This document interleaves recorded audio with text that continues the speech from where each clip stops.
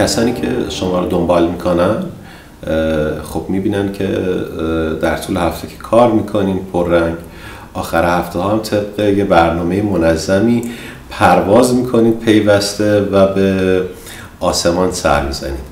البته حتی آسمان به معنای آسمان اسب دیگه.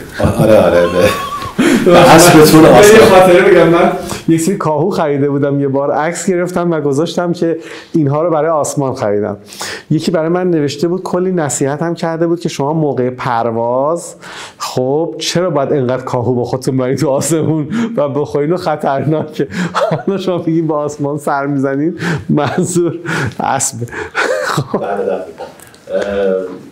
البته باید یاد خاطره مرحوم اسکای رو گرامی بداریم. من همچنان که وقتی اینستاگرامش رو نگاه میکنم میبینم خیلی پر فالوور تر از خیلی از ماست.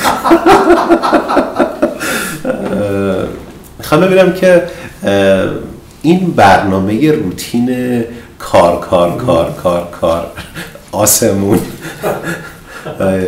یعنی در واقع پرواز و بعد اسبتون آسمان، یه روتین نیست حتی برای تفریح؟ یعنی به عنوان تفریح بهش نگاه میکنی؟ من در مورد خلبانی که واقعا خب انرژی عجیب غریبی ازش میگیرم و واقعا روتین نیست، یه جمله قشنگی رو بعضی از خلبانا دارن، میگن هیچ پروازی تکراری نیست.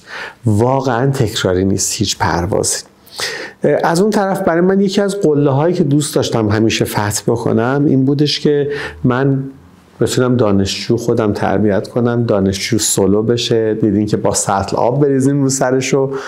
این هدف محقق شد و واقعا الان من پامو از رو گاز برداشتم برای آموزش ها.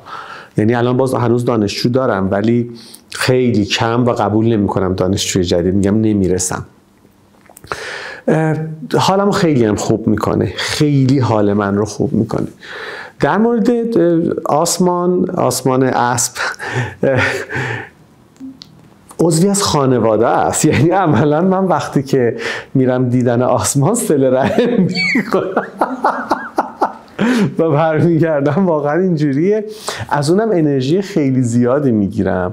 ولی کاملا فرمایش شما درسته. یعنی مثلا من مسافرت تفریحی سالهای ساله که نرفتم. خب کارهای تفریحی دیگه به ندرت انجام میدم. یعنی اینم تبدیل به یه روتین شده. نمیدونم شاید یه نوع اعتیاده. بعد شما به عنوان دکتر روانشناس من کمک کنید الان باید بستری بشم، دارو مصرف کنم، چی کار کنم. واقعا روتین شده ولی عجیب حال منو خوب میکنه. عجیب حال منو خوب میکنه ها. یعنی من همین مثال بزنم، من این جمعه گفتم از پرواز اومدم سر کار، یه چند ساعتی با بچه ها بودم، بعد سوار شدم رفتم دیدن آسمان. توی ماشین لباسم رو عوض کردم، لباس خلبانی تنم بود، لباسم رو عوض کردم، بعد رفتم یه 20 دقیقه مثلا سوارکاری کردم و یکم به آسمان هویج دادم و از این حرفا و باز به کوب برگشتم. اینا کارهایی که اینجوری بود. من روزای جمعه خیلی شلوغ‌ترم ولی خیلی حالمو خوب میکنه این کار. نمیخوام واقعا داستان رو غم انگیز بکنم ولی من یه عکسی از اون صحنه‌ای که اسکای مریض شده و رو زمین افتاده و من به عنوان حالا یه دوست 18 ساله ندیده بودم احمد رضا رو تا الان این شکلی. راجع به اون احساس برام حرف میزن. احساس خیلی احساس عجیبی بود. خب آسمان رو اسکای من 6-7 سال داشتمش دیگه و واقعا یه عضوی از خانواده بود. من یه مثالی واسه شما بزنم. من تا الان تو زندگی برای خودم نرفتم تو میوه فروشی میوه بخرم. جدی میگم ها، تا حوصله ندارم. در مورد اسکای و آسمان من میرم توی میوه فروشی، بعد قشنگ اصلا سلکتیو نگاه میکنم، یه خود هویج برمیدارم، بعد میگم حالا بذار چند تا مثلا براش چغندر بردارم، 2 تا سیب، 2 تا ذرت، براش اصلا پکیج اینجوری برمیدارم. یه بارم یه میوه فروشی نزدیک باشگاه هست ازش میرم خرید میکنم، به من گفتش که آقا چرا فقط تو هویج میخری؟ اصلا میشناسه من دیگه، من پنجشنبه یا جمعه میرم هویج ازش میخرم. بهش گفتم که برای عشقم میخرم. بعد نگاه کرد یه سری تکون داد، گفت خب چه عشقت چرا آناناس نمیخری؟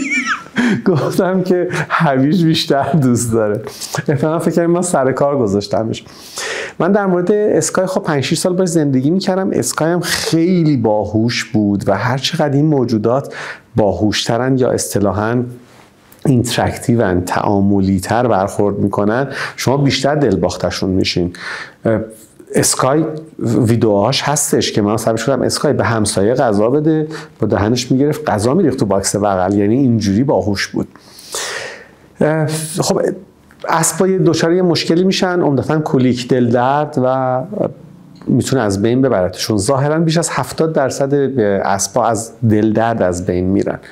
اسکای دچار این مشکل شد. خیلی هم تلاش کردیم. اون عکسی هم که شما می‌بینین، عکسی که من از ظهری که با خبر شدم اسکای دل درد شده رفتم سراغش و کنارش بودم و متاسفانه نتونستن دکتر رو براش کاری بکنن. اون عکس هم یادمه که برای یکی از دوستان فرستاده بودم، این شعر رو زیرش نوشته بودم. عکس اسکای رو زمین خوابیده، من دلا شدم رو سر اسکای گرفتم. این شعر رو نوشته بودم که تیر و کمان عشق را هر که ندیده گو ببین، پشت خمیده من و قد کشیده تو را. خیلی لحظات عجیب غریبی بود و متاسفانه از دست رفت. خیلی هم من واقعا سوگوار بودم و حالم واقعا فاجعه بود. انگار یه عضوی از خانواده رو از دست داده بودم. بچه‌هایی که حیوان نگه می‌دارن اینو درک می‌کردن، ولی خب بعضیا نگاه می‌کردن متوجه نمی‌شدن دیگه. هر چقدر بگم من واقعا یه عضوی از خانواده رو از دست دادم.